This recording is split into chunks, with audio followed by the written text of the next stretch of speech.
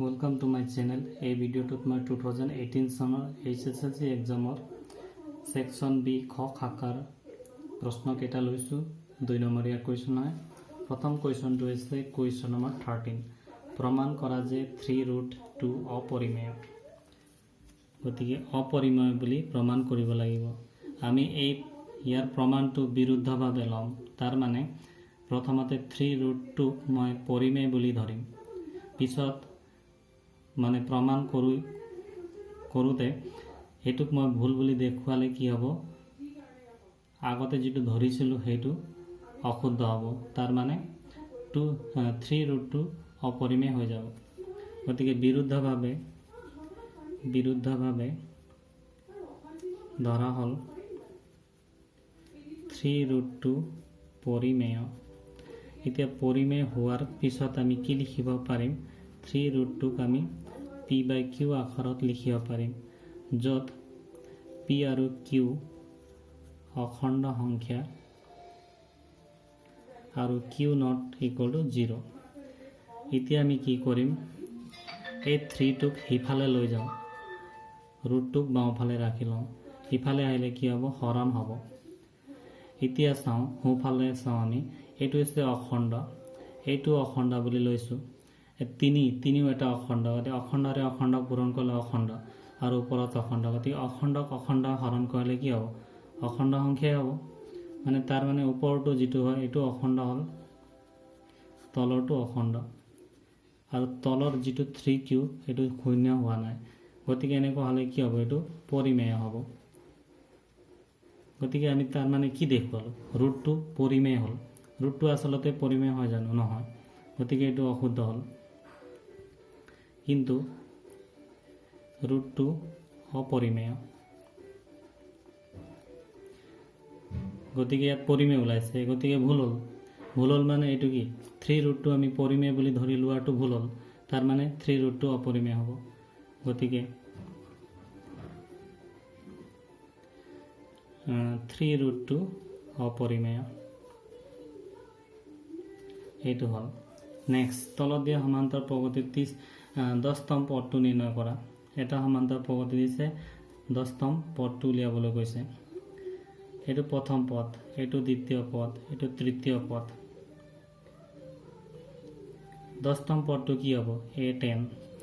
ইয়াৰ কাৰণে ফৰ্মুলা কি? a + 9 * d। a মানে কি? প্ৰথম পদ। d মানে কি? এইটো কি? সাধাৰণ অন্তৰ। আৰু এইটো দ্বিতীয় পদ মাইনাস প্ৰথম পদ।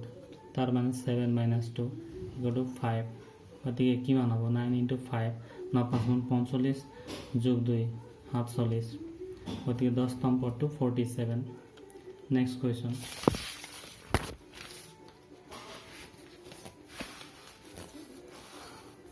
-15 नंबर क्वेश्चन। -1,6 और एटु आरु নহয়। -1,6 बिंदुए -3,10 और 6,-8 बिंदु संयोगी रेखाक की अनुपातत भाग करे निर्णय करा। आमाक दिया আছে কি? দুটা बिंदु दिया আছে, যার স্থানাঙ্ক -3,10 और आनটো আছে 6,-8। এই দুটা बिंदु संयोगी रेखाखंडक এটা बिंदु -1,6 रे কি কৰিছে? ভাগ কৰিছে। भाग करा अनुपातটো एटु की? माने m/n। एटु की? एटु उलियाब दिছে। गतिके धरि লৈছে এই बिंदुটো a, এইটো बिंदुটো b और এই बिंदुটো p। তেতিয়াহলে কি হ'ব? p ৰ স্থানাঙ্কটো আমি জানো যে p ৰ স্থানাঙ্কটো যদি x, y হয় তেতিয়াহলে আমি কি লিখো? x = mx2 + nx1 divided by m plus n एटु लिखो। ठीक तेनेকৈ y = কি লিখো আমি? my2 plus ny1 by m plus n एटु लिखो। इतिया আমি m और n ৰ মানটো উলিয়াব লাগিব। x ৰ মানটো দিয়া আছে কি? -1। গতিকে -1 টো ইয়াত পাতি লৈছো। m নাজানো, x2 কোনটো? এটো x1 এটো x2। গতিকে 6 * m 6m x1 to এইটো -3 into m -3m divided by m plus n এইফালেও y এর মান to 6 গতিকে m into y2 এইটো y2 গতিকে -8m আৰু y1 to কি 10 গতিকে 10m equal to divided by m plus n গতিকে ইয়াৰ পৰা আমি এটা সমীকৰণ এটা পাম এটো বজ্ৰপূৰণ কৰিলে কি হ'ব m plus n into -1 হলে -m equal to 6m minus 3m গতিকে কিমান হ'ব এইটো এফালে আনিলে কি হ'ব -6m হ'ব আৰু -6m আৰু -m হলে -7m আৰু এইটো হিফালে নিলে কি হ'ব +n হ'ব গতিকে -3n + n হলে -2m the minus cancel m 7m equal to 2n হল গতিকে m n to এফালে আনিলো হৰণ হল 7 to এফালে আনিলো হৰণ হল গতিকে m is to n এৰ মান কিমান হল 2:7 গতিকে এই বিন্দুটোৱে এই বিন্দু সংযোগী ৰেখা খণ্ডক m is to n তাৰ মানে 2:7 ত ভাগ কৰিব এইটো মানে ইয়াৰ মানটো এইখিনি পৰা এইখিনিলৈকে 2 হ'ব আৰু এইখিনি পৰা এইখিনিলৈকে 7 হ'ব ইয়াৰ পৰা কৰিলে হিমানে ওলাব মই আকৌ দেখুৱাইছো বাৰু এটো 6m plus 6n equal to -8m plus 10n এইটো ইফালে আনিলে কি হ'ব প্লাস হ'ব গতিকে 14m আৰু এইটো 10n আছিল ইফালে আনিলে 10 - 6 হলে কিমান হ'ব 4n হ'ব গতিকে m by এইটো n equal to 4/14 2 ৰে কাটিলে 2 ৰে কাটিলে 7 একে ওলাইছে গতিকে যিকোনো আমি স্থানাঙ্কৰ পৰা উলিয়াব পাৰিম মানে x ৰ পৰা উলিয়াব পাৰিম নাইবা y ৰ পৰা উলিয়াব পাৰিম এটো হল এটা কোৱেশ্চন নম্বৰ 16 এই কোৱেশ্চনটো প্ৰায় এক্সামত আহি থাকে এনেকুৱা ধৰণৰ প্ৰত্যেক এক্সামত মই দেখিছো এনেকুৱা ধৰণৰ কোৱেশ্চন এটা আহে গতিকে এটো চাই লবা এটা কোৱেশ্চন নম্বৰ 16 দেখুৱা যে cos 38 cos 52 minus sin 38 sin 52 equal to 0 এতিয়া ইয়াতে সলভ টু কৰি দিছো cos 38 মানে cos 90 ডিগ্ৰী minus 52 আমি চাব লাগিব ইয়াত পিছফালে কি আছে গতিকে ইয়াৰ লগত আমি তেনেকুৱা ধৰণৰ কি মানে কোণ দিলে এই পিছফালে থকা কোণটো মানে পোৱা যায় গতিকে হেইটো চাব লাগিব মানে 38 পাবলৈ আমি কি কৰিলে 32 পাম আৰু এই কোণটো লগত থাকিব লাগিব গতিকে 52 মাইনাস কৰি দিলে 38 পাম ঠিক তেনেকৈ sin 38 পাবলৈ আমি 90 minus 52 কৰিলে 38 পাম আৰু পিছফালে sin 52 এটো আছে এটো লেফট হ্যান্ড সাইড টু কৰি লৈছো এতিয়া কি মান হ'ব cos 90 minus 52 cos 90 minus θ হলে কি হ'ব sin θ ঠিক তেনেকৈ sin 90 minus sorry এফালে cos 52 এটা থাকি গল cos 52 এটো cos 52 degree minus sin 90 minus θ হলে কি হয় cos θ হয় আৰু পিছফালে sin 52 degree sin 52 cos 52 sin 52 cos 52 একই দুইটা এটাৰ আগত প্লাস এটাৰ আগত মাইনাস গতিকে ইহঁতৰ যোগফল শূন্য গতিকে ৰাইট হ্যান্ড সাইড দেখুৱাও কোৱেশ্চন নম্বৰ 17 ABC ত্ৰিভুজৰ B কোণ 90 ডিগ্ৰী আৰু tan A = 1 দেখ তেনেহলে দেখুৱা যে 2 sin A cos A = 1 দিয়া আছে এনেকুৱা ধৰণৰ ত্ৰিভুজ য'ত B কোণটো 90 ডিগ্ৰী যদি এটো A এটো C হ'ব আৰু কি দিয়া আছে tan A এৰ মান 1 আৰু 1 মানে কি tan 45 ডিগ্ৰী গতিকে এৰ মান কিমান হল 45 ডিগ্ৰী হল এতিয়া আমি কি উলিয়াব লাগিব 2 sin A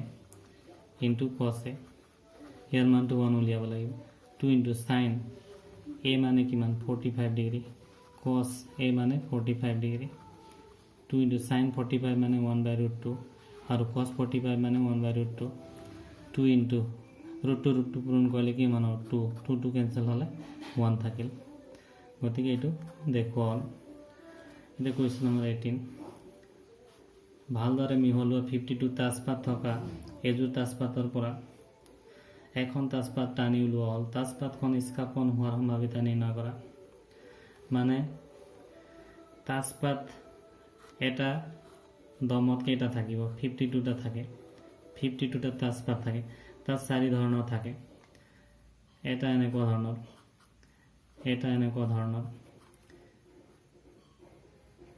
এটা এনেকুৱা ধৰণৰ আৰু এটা এনেকুৱা ধৰণৰ এটো 13টা থাকে এটো 13টা থাকে এটো 13টা এটো 13টা এটো কুলা এটো কি স্থাপন বুলি কয় এইটো ৰঙত 13টা থাকে এইটো লাল পান এটো 13টা এটো সিৰিয়া বুলি কওঁ 13টা এটো ডায়মণ্ড বা ইটা বুলি কওঁ এটো 13টা থাকে গতিকে ইয়াৰ পৰা যিকোনো এটা তাজপাত এনেকৈ উলিয়ালে এই তাজপাতটো স্থাপন হোৱাৰ সম্ভাৱিতাটো কিমান বুলি কৈছে গতিকে তাজপাতখন স্থাপন হোৱাৰ সম্ভাৱিতা ইকুৱেল টু কিমান হ'ব তলত হ'ব মুঠ তাজপাতটো কিমানটা 52টা আৰু ওপৰত স্থাপনৰ তাজপাত কেইটা থাকে স্থাপনৰ এইটো ৰঙৰ 13টা থাকিব গতিকে 13ৰে 54 কিমান বাৰ যাব 4 বাৰ 52 4 বাৰ যাব গতিকে 1/4 হ'ব ইয়াত লিখিব পাৰা তোমালোকে মুঠ তাজপাত আৰু ওপৰত মুঠ স্থাপনৰ পাত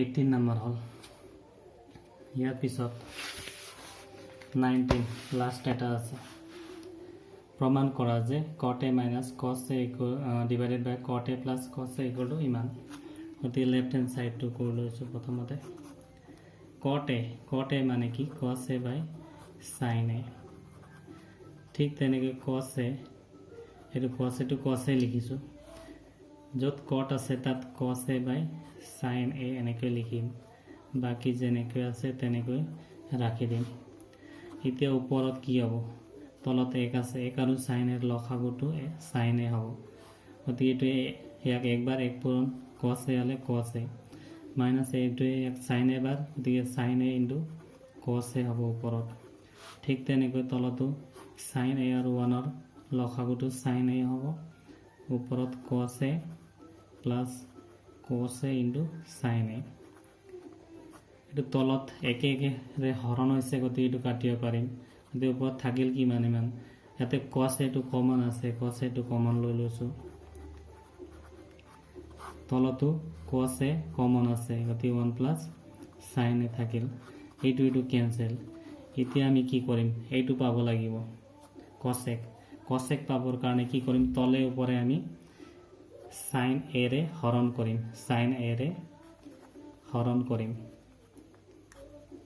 এইটোৰে হৰণ কৰিম তাৰ মানে 1 minus sin a ইয়াকো sin a ৰে হৰণ কৰিম তলত 1 plus sin a ইয়াকো sin a ৰে হৰণ কৰিম এটো cos a পাবলৈ গতি কিমান হ'ব এই দুটাকে ভাগ কৰি দিও এনেকে হৰণটো এনেকে ভাগ কৰিব পাৰিম তলতো 1 by sin a plus sin a by sin a কিমান হ'ল 1 by sin a মানে কি cos a minus এইটো হলে 1 এইটো cos a plus 1 গতিকে এইটো কিমান হ'ল রাইট হ্যান্ড সাইডতে এইটো উলিয়াবলৈ কৈছিল গতিকে লেফট হ্যান্ড সাইডৰ পৰা আমি ৰাইট হ্যান্ড সাইডটো দেখুৱালো গতিকে থ্যাংক ইউ ফৰ ওয়াচিং